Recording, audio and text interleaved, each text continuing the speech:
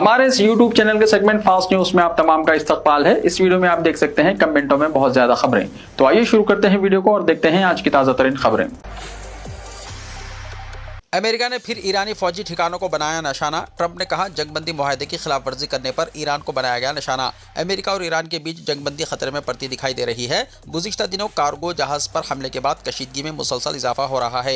America ने जुमे के रोज ईरान पर हमला किया। इसके बाद हफ्ते के रोज भी अमेरिकी फौज ने ईरान के कई फौजी ठिकानों पर फिजाई हमले किए। इसके बाद अमेरिकी सदर डोनाल्ड ट्रंप ने ईरान को धमकी देते हुए कहा कि अगर ईरान अपनी सरगर्मियों से बाज न आया तो अमेरिका फौजी ऑपरेशन को वसअत देगा और ऐसी सूरत में ईरान का वजूद ही खत्म हो जाएगा। दूसरी जानिब कुवैत ने भी दावा किया है कि इस पर मिसाइलों और ड्रोन से हमले किए जा रहे हैं, जिन्हें इसका फिजाई दिफाई निजाम नाकाम बना रहा है। अमेरिकी सेंट्रल कमांड यानी सेंटकॉम के मुताबिक ये कार्रवाई ईरान की जानिब से जंगबंदी मुआहदे की मुसलसल खिलाफ वर्जी के जवाब में की गई। अमेरिका का दावा है कि जुमेरात को ईरान ने अपना हरमुज के करीब माल बरदार जहाज एवर लवली पर हमला किया था। इसके जवाब में जुमे को अमेरिकी फौज ने ईरानी फौजी ठिकानों पर कार्रवाई की थी। सैन के मुताबिक इसके बावजूद हफ्ते की सुबह एक और ऑयल टैंकर MT कीकू पर ड्रोन हमला किया गया, जिसके बाद सदर ट्रंप की हिदायत पर अमेरिकी फौज ने एक बार फिर ईरान के फौजी ठिकानों का निशाना बनाया। मगरबी एशिया में फिर कशीदगी। अमेरिकी हमले के खिलाफ ईरान की कार्रवाई। कुवैत और बहरीन में अमेरिकी ठिकानों को बनाया निशाना। मगरबी एशिया में एक बार फिर कशीदगी में इजाफा हो गया है। मुआहदे और मुज़ाकरात की बाज़गश्त के दौरान अमेरिका की जानिब से हफ्ते के रोज़ ईरान के खिलाफ किए गए हमले पर ईरान की IRGC ने दावा किया है कि इसने अमेरिका के 8 फौजी ठिकानों पर बड़ा मिसाइल और ड्रोन हमला किया है। ईरान का कहना है कि यह हमला अमेरिका की तरफ से की गई जारहाना कार्रवाई का जवाब है और इसे उन्होंने फैसलाकुन जवाब कहा है। गौरतलब है कि इससे पहले अमेरिकी सदर डोनाल्ड ट्रंप ने ईरान के खिलाफ फौजी ऑपरेशन मुकम्मल करने की धमकी देते हुए खबरदार किया था कि अगर अमेरिका को जंग दोबारा शुरू करने पर मजबूर किया गया तो इस्लामी जमहूरिया का वजूद खत्म हो सकता है। अमेरिकी कौंसलेट के करीब सड़क का नाम डोनाल्ड ट्रंप एवेन्यू। ट्रंप का हुकूमत से इजहार तशक्कुर। अमेरिकी सदर डोनाल्ड ट्रंप ने तेलंगाना हुकूमत के इस फैसले पर खुशी का इजहार किया है कि अमेरिकी आज़ादी के 250वें सालगिरह के मौके पर हैदराबाद में अमेरिकी कौंसलेट के करीब एक बड़ी सड़क का नाम डोनाल्ड ट्रंप एवेन्यू रखा गया है।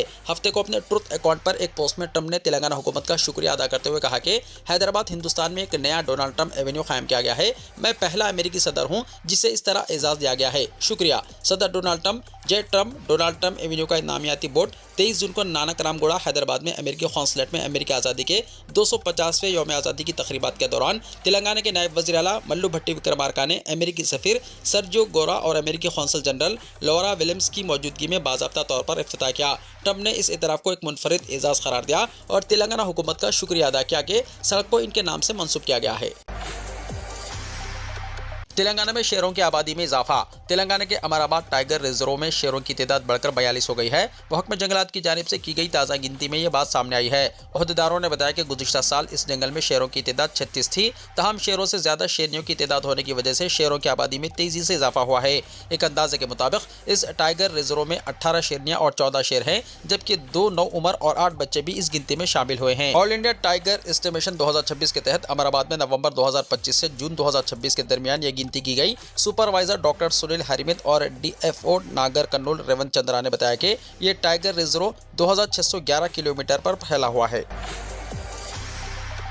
हैदराबाद के कई इलाकों में 3 दिन बाद भी SIR फॉर्म्स दस्तयाब नहीं हुए। तेलंगाना भर में वोटर लिस्टों की तस्दीक के लिए शुरू किए गए खुसूसी जामे सर्वे यानी SIR को 3 दिन मुकम्मल होने के बावजूद दारुल हुकूमत हैदराबाद और रियासत के दीगर अजला में भी इंतजामात इंतहाई नाकिस और मायूस कुन नजर आ रहे हैं। ग्रेटर हैदराबाद के 3 अजला हैदराबाद, रंगारेड्डी और मेडचल मलकाजगिरी के बशुमुल मुख्तलिफ अजला के BLOs रोजाना के अहदाफ को पूरा करने में शदीद गफलत और लापरवाही का मुजाहरा कर रहे हैं। जुमला 10,000 पोलिंग स्टेशन में तकरीबन 30% बूथ लेवल ऑफिसर्स को ताहाल एनुमरेशन फॉर्म मौसूल ही नहीं हुए। हालात उस वक्त मजीद अबतर हो गए जब यह इंकशाफ हुआ है कि एक तरफ जहां BLOs को इंदरमा साड़े तकसीम करने की ड्यूटी पर मामूर कर दिया गया है, वहीं दूसरी तरफ हजारों BLOs फील्ड से मुकम्मल तौर पर गायब हैं। जबकि अवामी हल्कों और वोटर्स की जानिब से इन लापता BLOs को फोन किया गया तो इनका एक ही रिवायती जवाब सामने आ रहा है, हमें अभी तक फॉर्म्स ही दस्तयाब नहीं हुए हैं तो हम सर्वे के लिए कैसे आएंगे। BLOs के इस रवैये और फॉर्म्स की अदम दस्तयाबी ने इस पूरी मुहिम को मजाक बनाकर रख दिया है, जिससे अवाम परेशान और उलझन का शिकार हैं। अगरचे के आला ओहदेदारों का दावा है कि हैदराबाद के तमाम 15 असम्बली हल्कों के लिए एनुमरेशन फॉर्म्स की छपाई मुकम्मल हो चुकी है, लेकिन ज़मीनी हकीकत यह है कि हैदराबाद में 1000 से ज़ायद BLOs अब भी फॉर्म्स का इंतजार कर रहे हैं। जब ओहदेदारों से सवाल किया गया तो वो जवाब देने से गुरेज कर रहे हैं। जिले रंगारेड्डी के 8 असम्बली हल्कों जैसे शेरलिंगमपल्ली और महेश्वरम के अलावा पुराने शहर के कई इलाकों में फॉर्म्स नहीं पहुँच पाए, जबकि दीगर असम्बली हल्कों में फॉर्म्स की तकसीम का संगीन मसला बरकरार है। ग्रेटर हैदराबाद के तीनों अजला के हदूद में तकरीबन 10,000 पोलिंग स्टेशन हैं, जहाँ वोटर्स की मजमूई तादाद 1 करोड़ 25 लाख के लगभग बग है। एदाद-ओ-शुमार के मुताबिक हर पोलिंग स्टेशन के तहत 500 से 1500 वोटर्स रजिस्टर्ड हैं। इलेक्शन ऑफिसर्स ने हर बीएलओ को अपने दायरे इख्तियार के तमाम घरों का दौरा करने और फॉर्म्स तकसीम करने के लिए सिर्फ 1 हफ्ते का वक्त दिया है। अहकामात के मुताबिक अगर कोई घर मुखफ़्फ़ल हो तो बीएलओ को दोबारा वहां जाना होगा या फिर फॉर्म्स घर के अंदर फेंकने होंगे या पड़ोसियों के हवाले करने होंगे। इब्तिदाई 3 दिनों में फॉर्म्स की अदम दस्तयाबी, बीएलओस का ड्यूटी से गायब रहना और नाक़िस नज़्म व नस्क़ की वजह से सिर्फ 10% घरों तक भी रिसाई हासिल ना हो सकी। इतवार की छुट्टी को मिन्हा करने के बाद बीएलओस के पास 2 या 3 दिन का वक्त बचा है। मौजूदा सुस्त रफ्तारी और अमले के लापता होने को देखते हुए मुकर्ररा वक्त पर काम की तकमील नामुमकिन नजर आ रही है, जिसकी वजह से 24 जुलाई से शुरू होने वाला एसआईआर का अगला मरहला भी ताख़िर का शिकार हो सकता है।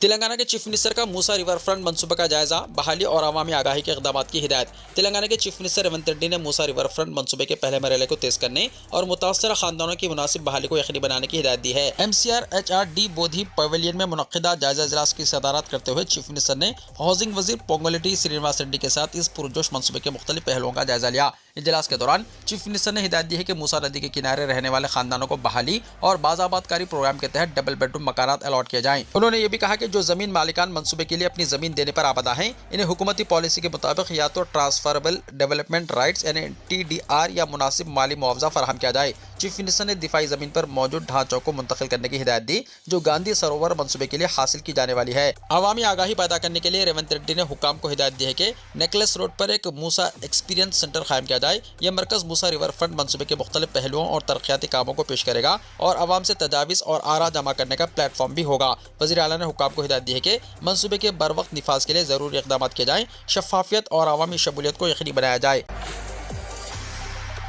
जर्मनी में फिजियोथेरापी की जायदादों पर भर्ती। Managing director Telangana overseas man power company limited यानी टॉमकॉम ए कांति वेजली IAS की इत्तला के मुताबिक Telangana overseas man power company limited Germany में फिजियोथेरापिस्ट की जायदादों पर भर्ती के लिए अहल उम्मीदवारों से दरख्वास्तें तलब कर रही है। Diploma in physiotherapy, bachelor of physiotherapy, master of physiotherapy किसी भी मुसल्लमा इदारे से कामयाब करने वाले उम्मीदवार जिन्हें 2 साल का पेशावराना तजुर्बा है और जिनकी उम्र 43 साल से कम है और जर्मन जबान में B1 या B2 लेवल का सर्टिफिकेट रखते हैं, वो दरख्वास्त के अहल हैं। उम्मीदवार को हर साल 25 से 30 दिन की छुट्टी दी जाएगी। मुसल्लमा हैसियत मिलने तक 2500 से 2900 यूरो माहाना यानी 2,74,000 रुपये से 3,17,000 रुपये तनख्वाह होगी और जर्मन लाइसेंस हासिल होने के बाद 3,500 रुपये से 3,800 रुपये यूरिया माहाना तनख्वाह दी जाएगी। मुलाजिम को मुकम्मल हेल्थ इंश्योरेंस और जर्मनी में मुस्तकिल रिहाइश की भी गुंजाइश फराहम हो सकती है। टॉमकॉम की जानिब से ख्वाहिशमंद उम्मीदवारों को जर्मन जबान सिखाई जाएगी। ख्वाहिशमंद उम्मीदवार tomcomglobal@gmail.com पर अपना CV 30 जून 2026 से पहले दाखिल कर सकते हैं। तफसीलात के लिए फ़ोन नंबर 9440049645 या 9440052081 पर कॉन्टैक्ट कर सकते हैं। गदवाल में आंगनवाड़ी टीचर के ओहदों के लिए दरख्वास्तें तलब की गई हैं। जिला कलेक्टर गदवाल रिजवान बादशाह शेख ने कल अपने एक सहाफ़ती बयान में कहा कि आंगनवाड़ी टीचर और असिस्टेंट के ओहदों को भरने के लिए 29 जून से 8 जुलाई तक दरख्वास्तें कबूल की जाएंगी। जिले गदवाल कलेक्टर रिजवान बादशाह शेख ने हफ्ते को एक सहाफ़ती बयान में कहा कि जोगलम्बा गदवाल जिले में ICDS 3 प्रोजेक्ट दफातर के दायरे इख्तियार के तहत कबायली इलाकों में खाली आंगनवाड़ी टीचर्स और असिस्टेंट की आसामियों को पुर करने के लिए एक नोटिफिकेशन जारी किया गया है। ICDS गदवाल अर्बन प्रोजेक्ट में आंगनवाड़ी टीचर की 28 पोस्टें, कबायली इलाकों में 5 आंगनवाड़ी पोस्टें, कुल 33 आसामियों। ICDS मुंतकल मंडल प्रोजेक्ट में 22 आंगनवाड़ी टीचर की पोस्टें, कबायली इलाकों में 4 आंगनवाड़ी पोस्टें, कुल 26 पोस्टें और 14 आंगनवाड़ी टीचर की पोस्टें हैं जिनमें कुल 26 आसामियां हैं। कबायली इलाकों में कुल 64 आंगनवाड़ी टीचर की पोस्टें और 9 आंगनवाड़ी आसामियां, कुल 73 आसामियां इन 3 प्रोजेक्टों में पुर की जाएंगी। अहल खवातीन उम्मीदवारों को मशवरा दिया जाता है कि वो इस महीने की 29 तारीख से 8 जुलाई शाम 5 बजे तक ऑनलाइन दरख्वास्त दें। अहलियत, जवाबित, पोस्टों की तफसीलात और दरख्वास्त के तरीक़ेकार के लिए इन्हें मशवरा दिया जाता है कि वो महकमा खवातीन और बच्चों की बहबूद की सरकारी वेबसाइट www.wdcw.tg.nic.in देखें। सिर्फ ऑनलाइन जमा कराई गई दरख्वास्तों पर गौर किया जाएगा। बयान में कहा गया है कि जिला कलेक्टर को जरूरत पड़ने पर किसी भी मरहले पर इस भर्ती के अमल को मनसूख करने का इख्तियार है। स्कूल में उर्दू पढ़ाने पर बीजेपी बरहम, स्कूल में घुसकर टीचर को तमाचा रसीद कर दिया। तेलंगाना के आरमूर टाउन में गुंडागर्दी। तेलंगाना के जिले निजामाबाद के आरमूर शहर के परकट इलाके में वाक़े भारत चंद्रा स्कूल में उर्दू ज़बान की तदरीस पर तनाज़ा खड़ा हो गया। स्कूल इंतजामिया ने रियासत में उर्दू को दूसरी सरकारी ज़बान का दर्जा हासिल होने के पेश नज़र उर्दू की तदरीस के लिए एक मजमून के उस्ताद का तक़र्रुर किया था और तलबा को उर्दू पढ़ाई जा रही थी। तहम 2 दिन पहले बाज़ अफराद के एतराज़ के बाद इंतजामिया ने आर्जी तौर पर उर्दू की तदरीस रोक दी। इतवार को मुबैना तौर पर बीजेपी के चंद चंद कायदीन स्कूल पहुंचे, जहां उन्होंने मुस्लिम उस्ताद को धमकाने, इनके साथ जबरदस्ती करने और मोबाइल फ़ोन छीन लेने की कोशिश की। इत्तला मिलते ही मजलिस इत्तेहादुल मुस्लिमीन, जमीयतुल उलमा और दीगर समाजी और सियासी मुस्लिम तंजीमों के कायदीन बड़ी तादाद में स्कूल पहुंच गए। इस मौके पर मजलिस के आर्मो टाउन सदर मोहम्मद जहीर अली ने मीडिया से गुफ्तगू करते हुए इल्ज़ाम लगाया कि बीजेपी कायदीन ने पुलिस की मौजूदगी में स्कूल में दाखिल होकर प्रिंसिपल को थप्पड़ मारा और फिरका वाराना कशीदगी पैदा करने की कोशिश की। उन्होंने कहा कि अगर स्कूल इंतजामिया से कोई गलती हुई है तो कार्रवाई करना महकमे तालीम और पुलिस का इख्तियार है, न कि किसी सियासी जमात का। उन्होंने कहा कि तेलंगाना में उर्दू को दूसरी सरकारी जबान का दर्जा हासिल है, इसलिए उर्दू पढ़ाना कोई जुर्म नहीं।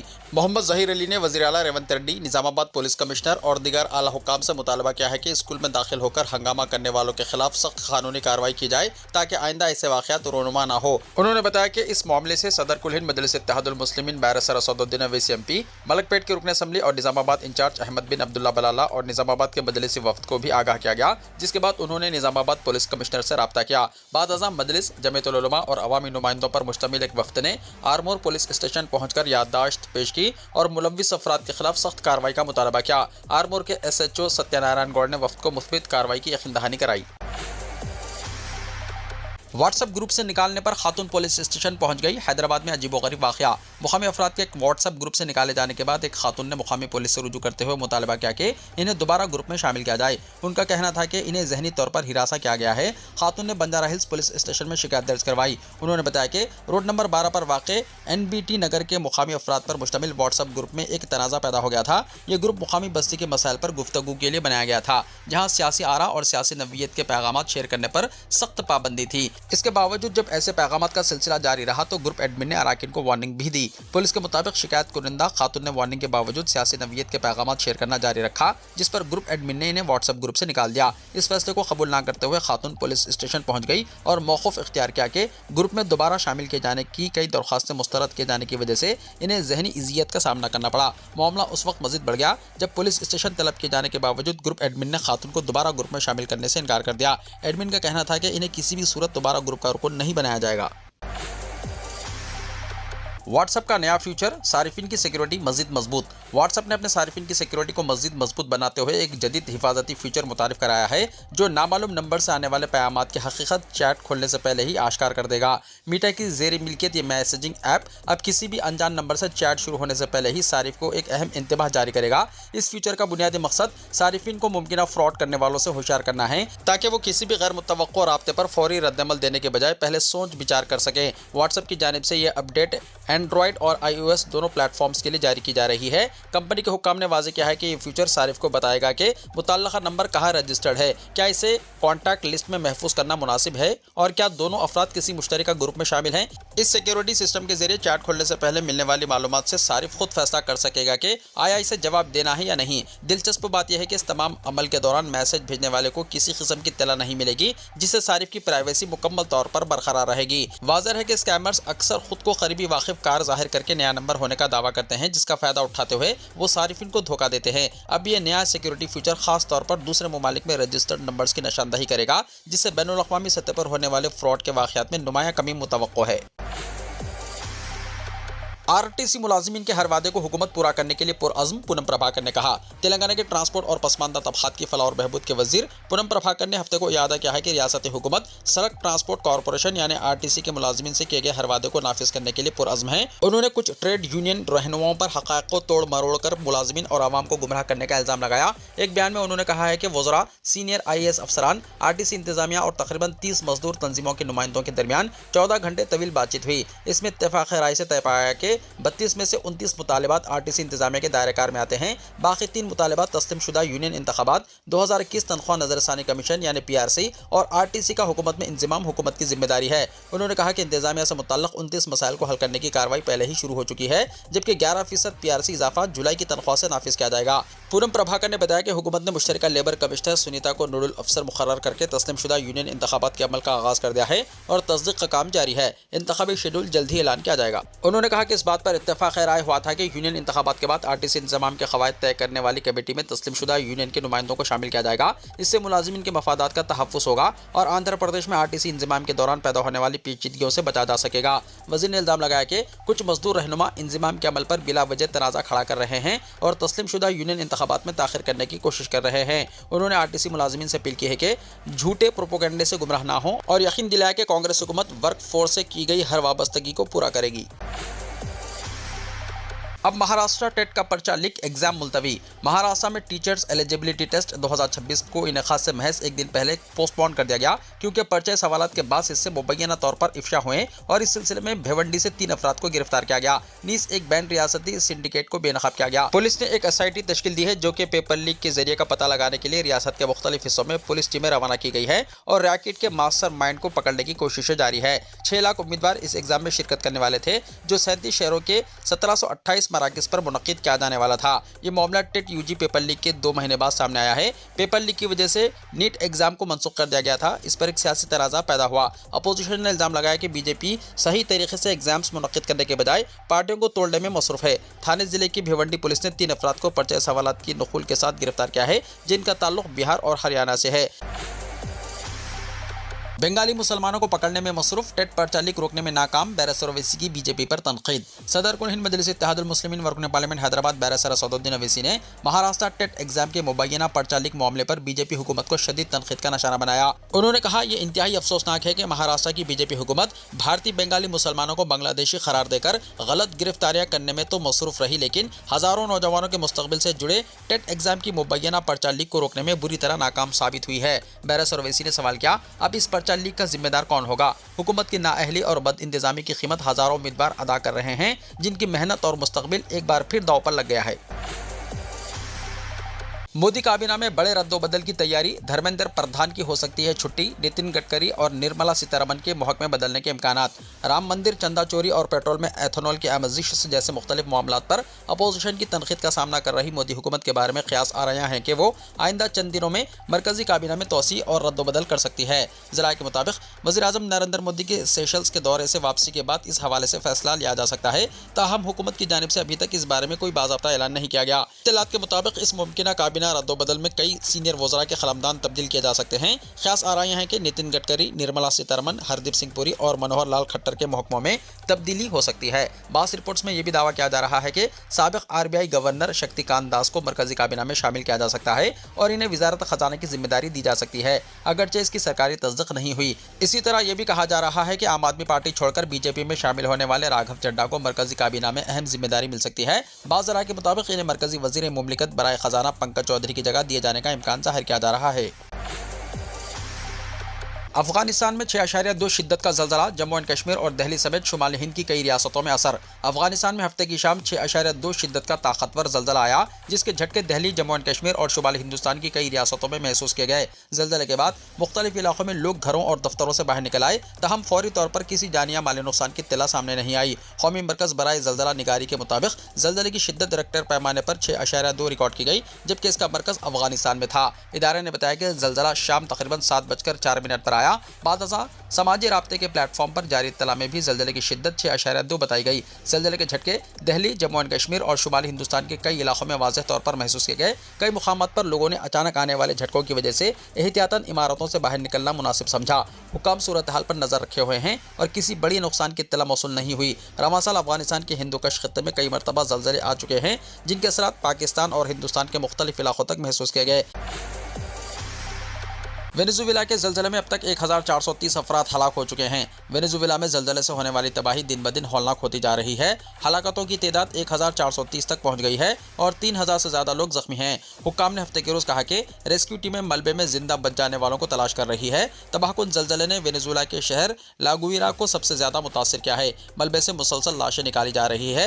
रेस्क्यू टीमों का कहना है कि इन्हें भारी मशीनरी और हुकूमती इमदाद की कमी का सामना है क्योंकि वो 100 से ज़्यादा तबाहशुदा या मुनहदम इमारतों के मलबे में फंसे लोगों की तलाश कर रहे हैं। हलाकतों की बढ़ती हुई तादाद और अस्पताल जख्मियों से भर जाने की वजह से 3000 से ज्यादा अफराद बेघर हो चुके हैं। वीडियो को लाइक शेयर कीजिए और हमारे इस YouTube चैनल को सब्सक्राइब करते हुए इसके बेल आइकॉन को भी प्रेस कर लीजिए ताकि ऐसी ही ताज़ा तरीन खबरों का नोटिफिकेशन सबसे पहले आपको मिलता रहे।